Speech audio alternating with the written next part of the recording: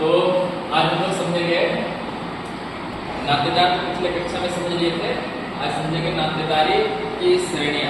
नातेदारी की श्रेणियां। तो मर्डॉक ने नातेदारी की 3 श्रेणियां बताई। मर्डॉक ने नातेदारी की 3 श्रेणियां बताई: प्राथमिक नातेदार, द्वितीयक नातेदार और तृतीयक नातेदार, है ना। तो प्राथमिक नातेदारी क्या है ये समझेंगे। इसमें जो है, इसमें वे नातेदार शामिल किए जाते हैं जो प्रत्यक्ष रूप से जुड़े होते हैं।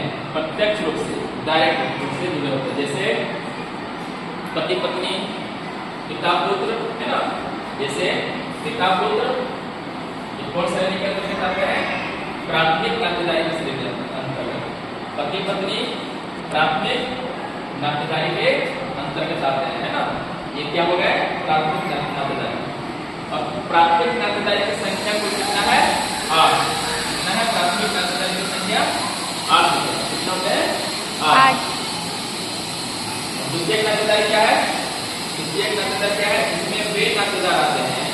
द्वितीयक नातेदार में वे नातेदार आते हैं जो प्राथमिक नातेदारों के प्राथमिक नातेदार होते हैं, है ना। प्राथमिक नातेदारों के प्राथमिक नातेदार होते हैं, जैसे दादा, है ना। जो पिता था, आप उस पुत्र के पिता को क्या कहेंगे? दादा। पुत्र के जो है पिता के पति को क्या कहेंगे? दादी। ये प्राथमिक नातेदार के नातेदार, है ना।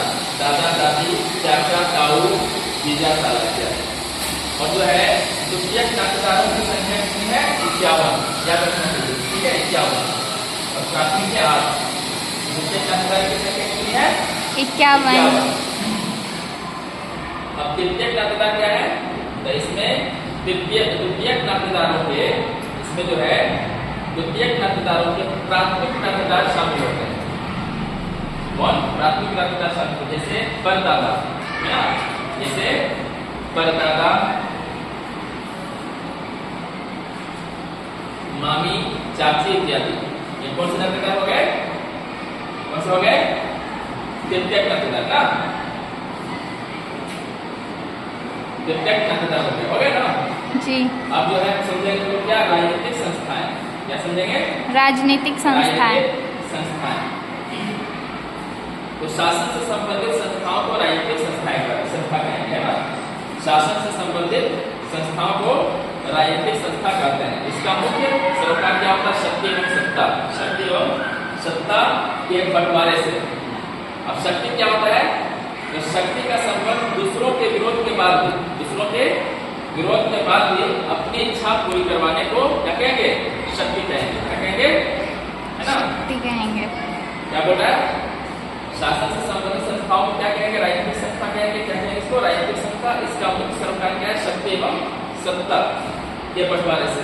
अब शक्ति किसे कहेंगे? शक्ति का संबंध जो है दूसरों के विरोध के बाद भी, दूसरों के विरोध के बाद भी इच्छा पूरी करने की योग्यता होती है, उसे क्या कहेंगे? शक्ति कहेंगे। सत्ता जो है शक्ति का वेद रूप है। सत्ता जो है किसका वेद रूप है? शक्ति का वेद रूप है। जिसे